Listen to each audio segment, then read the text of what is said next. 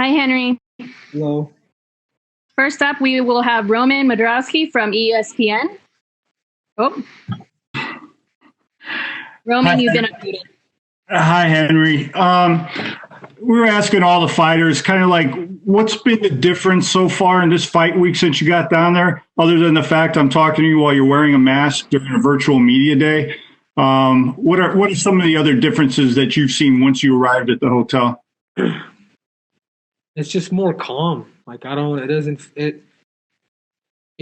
we know we're fighting, but it doesn't feel like fight week. You know what I'm saying? Like it's just calm. Like it's deserted. Which is actually kind of peaceful to us. There's no fans waiting for us. So there's nobody that's really the outside coming in. So I think that's for me that's the biggest difference. Besides being tested and having a 6-inch Q-tip going up your nose. Was that right away, Henry? Is it like as soon as you arrived at the hotel? Is that when you guys have to go through that? Yeah, as soon as I arrived at the hotel, they did that.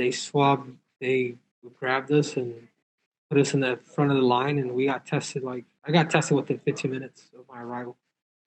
And then Francis said that he's just been basically in the room and really hasn't gone out. Has that been your experience as well, or have you been able to go out of the room at all, or what's that been like? Yeah, no, I've been staying in. I just got here last night. I got here closer to about maybe 11 p.m.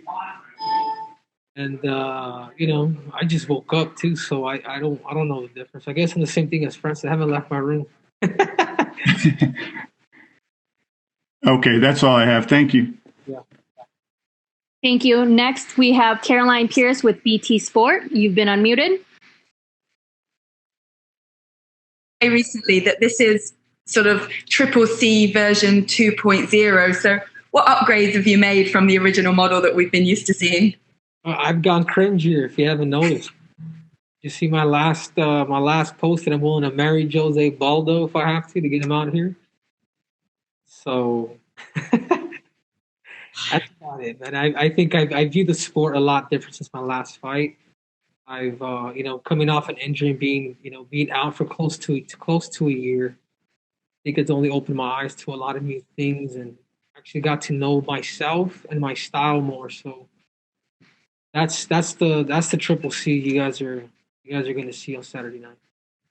Talking of the Triple C and the cringe and all that kind of like persona that you portray, Dominick Cruz did a bit of a character assassination of you on Ariel Helwani's show, basically saying you do that to hide the real you or not knowing who the real you is. I mean, what do you say to that? I think I don't know what to say about that. I think cringe is a new cool. I think I've always been a little cringe, a little bit of corny. If anything, I think it's the person that you are, and then you just amplify a little bit more. Now, of course, man, Dominick Cruz is he's like a used car salesman.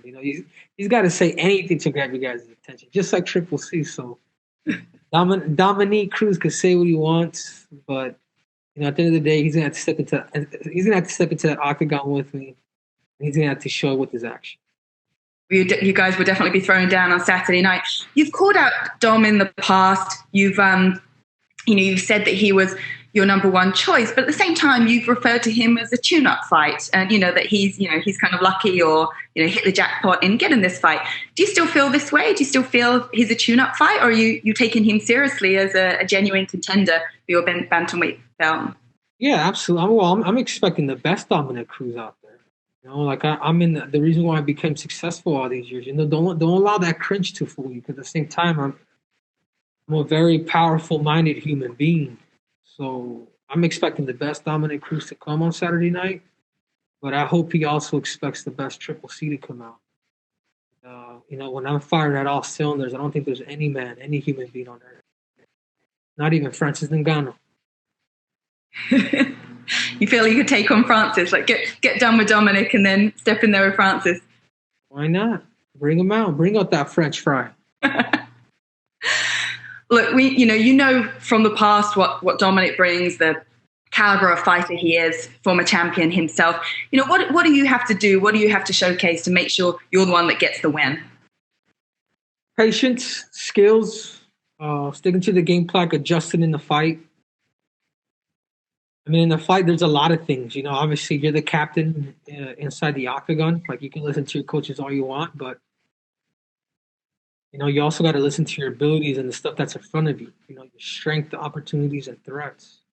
So it's a mixture of a lot of things, and I think that's what's separated me against a lot of the best guys in the world is the fact that I'm able to make that switch. A lot of people will continue to keep getting hit in a certain area, they'll keep taking it. Or in my sense, I could take it, but I could also adjust and I can also give it while taking it. And it's a great backstory. You're both from Arizona. You know, you do have a certain amount of history training in the same state, etc., the same team, wrestling. You know, how does this story end for you? You get to fight one another now. If you were to write this story right now, how you want it to play out perfectly on Saturday night, what does it look like? Yeah, how I want it to play out perfectly is my hand being raised. You know, is getting the job done. At the end of the day, it's you know, people a lot of times talk about the journey. It's a lot of times it's about the destination is overall objective is to get your hand raised. That's what I envision. But have you visualized a specific finish, a submission, a knockout, you know, anything that would really put the cherry on top of the cake? Yeah, knockout would be nice. I'm ready. I'm ready for 25 minutes if that's how long it goes. I'm ready for 2 minutes. I'm ready for 1 minute. I'm ready for 25. It really, you know, I'm looking to stop him. Like that's my overall my goal. And how's it feel to be part of sporting history here, you know, with this global pandemic going on and everything going on in the world, that you get to be a part of something that's going to be bringing entertainment and joy to so many people that are craving sport right now? Yeah, I think it's awesome. First of all, I'd like to say that I was the first athlete last year to inaugurate the ESPN fight card against TJ again. You know, now I'm again going back and looking into history. I'm part of the one of the biggest cards the entire year, maybe of the UFC, being part of this time where you know people are going through turmoil and unemployment and famine and whatnot. I'm going to be able to entertain people, so that means a lot to me. Well, thank you and best of luck. Thank you. Carlos Contreras is next. You are unmuted. Carlos, you're up. Hi. Hola, Henry. Hi. Hola, hola, ¿cómo está? Te voy a hacer una pregunta en español y quiero ver si la puedes contestar también en inglés para pues no molestar mucho a la gente. Los fans de los deportes de combate están acostumbrados a tener una muy buena pelea el 5 de mayo. Esta vez no hubo box. Henry va a traer una gran pelea para celebrar este 5 de mayo el sábado.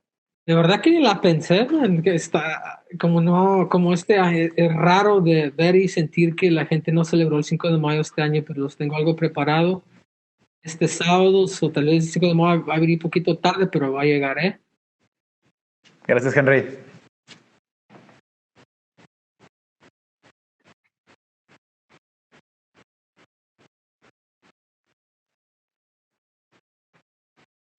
Yeah, hello?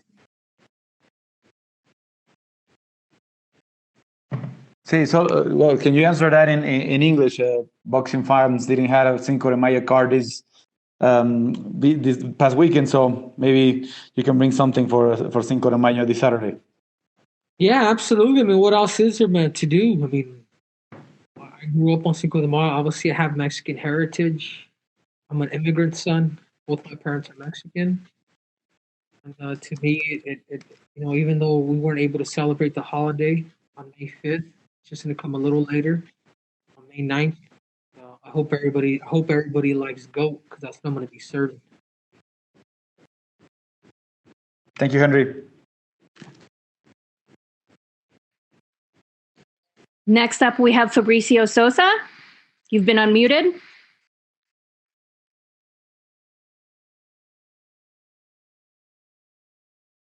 Okay, we will carry on then. Nolan King with USA Today, you are up. Hola, hola. ¿Me escuchas? ¿Me escuchan? Sí, te escucho. ¿Cómo están? Hola, ¿cómo andas, Henry? ¿Todo bien? Bien. Bueno, te hablo desde Argentina, discúlpeme los habla en anglosajona. Te quería preguntar, vos ya sos el triple C, como muchas veces lo dijiste. ¿Qué más te queda en el deporte de combate? ¿Qué más me queda? Me queda defender mi cinturón. Queda defender mi cinturón, me queda. Eso es lo que me queda, eso es lo que me falta. Y tal vez después de eso, pelear por otro cinturón, pelear por el tercero. Me gustaría ser el primero en la historia de luchar por un tercer cinturón y obvio ganar. O si es posible, después de defender, me gustaría agregar otro cinturón. Bien, Henry, ¿qué sabes de la Argentina? Perdón que te pregunte autorreferencial, ¿no? Pero entenderás que los lectores del diario son de aquí. Que ese de Argentina es que tiene muchas güeritas bonitas. Te hago una... Yo tengo amigos argentinos también. Sé que son patriotas.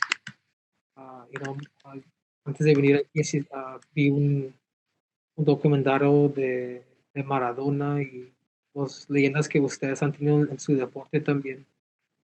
La gente también reconoce lo que han hecho Argentina. Bien, Henry, ¿crees que se hará alguna vez una tercera parte con Demetrius Johnson? ¿Cómo? Si crees que se hará una tercera pelea alguna vez con Demetrius Johnson. Me gustaría tener eso con Dominick Johnson. Pero realmente no se sabe, sí, no se sabe, solo el tiempo puede cambiar la historia de todo, ¿sí me entiendes? Si un día pasa, si un día es que se da, a mí me encantaría. ¿Qué otro peleador, y esta es la última que te hago, qué otro peleador de otra categoría o admirás o te gusta? Ah, pues de verdad admiro a todos los que son campeones, ¿no? De verdad que tengo amigos, tengo Khabib, a Justin Gaethje. De verdad que todas las personas que entran en el octágono, yo admiro, ¿sí me entiendes? Porque es un respeto lo que están haciendo esas personas, se están metiendo en el octágono. No sé, tú me preguntas a quién admiro y a quién estudio. A mí me encanta estudiar a Kobe Bryant. Me encanta quién. Disculpen que no escuché bien. No, sí, a mí me encanta estudiar a diferentes leyendas, no solamente en mi deporte, pero en otros deportes como básquetbol, como Kobe Bryant. Así, ¿Sentiste mucho la muerte de Kobe? mucho. Es una leyenda, es una inspiración. Um, no es la mentalidad que él tuvo, él tenía, y me llevo mucho lo que él dejó en este mundo, y que Dios que descanse en paz. Muchas gracias, Henry.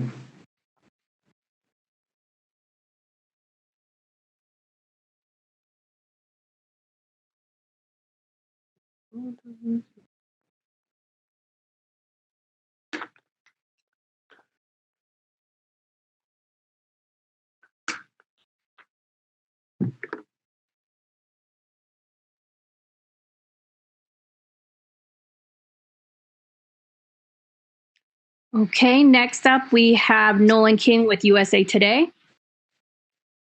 Hey, Henry, appreciate you taking the time out today, man. Just got a couple of quick ones for you. First thing, you described what the fight week experience has been like for you thus far. And I know that as we get closer to the fight, the UFC's made some adjustments too in order to put in some safety precautions, no stare downs. You guys are going to have to go to the arena, sooner. Are you a guy that's able to adjust that a little bit, on the fly? Is that something that you think will throw you off at all, or? No, not at all. I think at the end of the day, I know what I got to do. At the end of the day, the job is, a lot of people talk about the journey, but they forget that the destination. What's the destination? The destination is to win and compete, and that's how I see it. So it doesn't matter if there's 2 people in the stands or nobody in the stands. If there's 2 billion people in the stands, I got to get the job done. And from a technical standpoint, this matchup, everybody knows Dominick's movement and his footwork is something that's unique. And do you feel like that's something that you're going to be able to figure out quickly, or do you think it will take a little bit of adjustment to kind of get that down? Oh, I've trained for it. It's like you have to, in order to understand the funk, you got to train for the funk. So I've trained for it. I've done everything in my powers to understand it. There's a game plan set in place. I don't just fight people just to. I game plan for everybody, and I fight everybody different. People try to break me down, just like, well, you'll wrestle the crap out of you, or he can strike you, or I'm just, I guess I'm a chameleon, man. I have that ability to make adjustments, especially during the. I expect the best Dominick Cruz to come out, but I just hope he can handle all of Triple C. And my last question for you: there's been a lot of talk about your legacy, and you're taking these legacy fights. Do you feel like that this is going to be something where you try to bang these all out quickly, like you go for the legends first, and then you get these other contenders in, or do you think that you'll kind of insert the contenders like that the Aljamains and the Jans and the Sandhagens, those kind of guys? Do you think you'll sprinkle them in too? Yeah, eventually, but tell those dudes to wait in line, man. Tell me who they've beaten. Like Peter Yan, all these dudes, they've already shared to fight each other to really make a number one contender. Because I knocked out the number one contender. So if they continue to keep crying, call each other out, man, make a storyline, build fights, Jesus. So as of right now, this is why I'm calling out legends, man, because these dudes have paid their dues in the sport. Dominick Cruz and Jose Aldo. Appreciate it, Henry. Thank you. Okay, next we have Elizabeth Perez from CNN Espanol. Elizabeth, you've been unmuted. Hello, hi Henry, ¿qué tal? Un gusto saludarte, Elizabeth Pérez de CNN en español. Quisiera hacerte un par de preguntas, comenzando primero, ¿qué sientes al ser uno de los pocos atletas que está regresando a la acción para de alguna forma entretener durante esta pandemia del COVID-19? Para mí es un honor, para mí es una, de poder dar de poder entretener a la gente en estos días que es tan difícil en todo el mundo. Si podemos traer alegría a la gente, a familias que van a estar en sus casas viendo estas peleas, man, eso para mí se me hace muy bonito, si me entiendes. Entonces, para mí estoy feliz, estoy contento de poder ser una parte de entretenimiento para la gente que está en su casa. Tal vez están tristes, tal vez están alegres, pero sea como sea, quiero entretener a ellos. Tu rival en este próximo combate, Dominick Cruz, es considerado uno de los mejores actualmente, pero no ha peleado en 4 años. ¿Consideras tú que esa ausencia del octágono representa quizás para ti una ventaja? No, pues recordar también que yo también tengo un año que no peleo también. Yo llegué de cirugía, pero él ha mostrado que él puede pelear. Después de 3 años y medio, creo, él le ganó a TJ Dillashaw. O sea, eso es lo que te dice, es que es un rival difícil, es un rival que sabe competir y sabe ganar. Si me entiendes, yo estoy preparado para el mejor Dominick Cruz. Yo no estoy tomando este muchacho, yo lo estoy tomando en serio. Y la gente va a ver el sábado. ¿Y qué consideras a tu juicio va a ser lo que va a marcar la diferencia ante Dominick Cruz? La diferencia soy yo completamente. Soy una cebolla, tengo todo, tengo rapidez, tengo corazón, tengo fuerza, tengo un poquito de todo. Y soy una persona que soy un extremo. Me encanta de mostrar a mi alma, a lo que yo tengo dentro, de qué tan fuerte yo puedo empujar el cuerpo, la mente, el espíritu de guerrero. Muchísimas gracias, Henry, y mucho éxito. Gracias a usted. Okay, next question we'll have Damon Martin from MMA Fighting.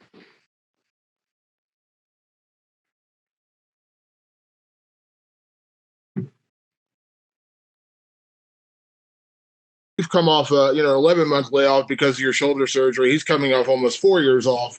Do you believe in ring rust? Is that a potential factor in this fight? Yeah, hold on one second. I can't. Can you see me? Yeah, I can see you. Okay, no worries. We'll do, Chris. I guess to a certain extent, man. To a certain extent, I mean, I've been out for a year. You know what I'm saying? But he's been out for about 3 years and 4 months. So I mean, yeah, there is a bit of a ring rust around now, but it all depends on the individual too and their preparation. But I'm also here to prove that wrong. You know what I'm saying? I'm also here to compete, Martin, and to completely take them out. You obviously have a goal of setting a tremendous legacy in your career. You mentioned obviously Dominick Cruz, former champion, Jose Aldo. You mentioned even going to featherweight for Alexander Volkanovski. But about 7 months from now, TJ Dillashaw will finally reach the end of his suspension. And before he got suspended, the plan was after you beat him for the flyweight title, you were going to rematch him for the bantamweight title. Is that a fight that still, do you want to revisit just to cement your legacy, because you never got a chance to fight him at bantamweight, or does the suspension change your attitude about pursuing that fight?